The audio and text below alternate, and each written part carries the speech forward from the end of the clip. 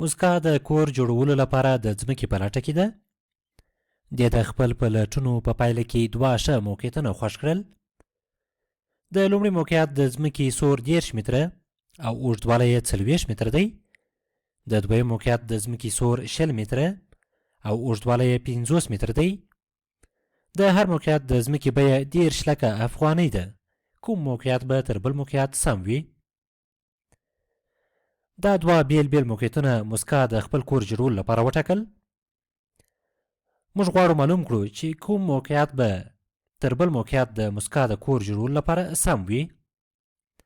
ښکاره خبره ده د موسکا د کور جوړولو لپاره به هغه موقعیت سم وي چې تر بل موقعیت یې مساحت ډیر وي، یا د هغه موقعیت ځمکه به د موسکا د کور جوړولو لپاره سمه وي چې د بل موقعیت تر ځمکې ډیر مساحت ولري. نو زه ستاسو څخه غواړم چې تاسو ویډیو ودروئ او په اړه یې فکر وکړئ چې کوم موقعیت به تر بل موقعیت سم وي. راځئ په ګډه کار پرې وکړو. لومړی به د هر موقعیت د ځمکې مساحت په لاس راوړو. موږ د مستطیل مساحت په دې ډول په لاس راوړو چې د مستطیل اوږدوالی ضرب د مستطیل سور مساوي کیږي د مستطیل مساحت سره. د مستطیل اوږدوالی مو دلته 40 متره دی. 40 متره ضرب د مستطیل سور مو 10 متره دی. 10 متره مساوي کیږي 40 ضرب 3 120 کیږي. 40 ضرب 10 به 1200 سي.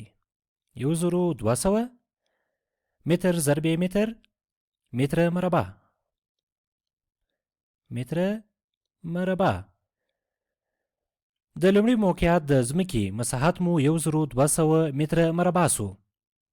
یعنی که تاسو د 1 متر په اوږدوالي او 1 متر په سور باندې 1200 مربعګانې دلته رسم کړئ، د لومړي موقعیت په ځمکې کې به ځای سي.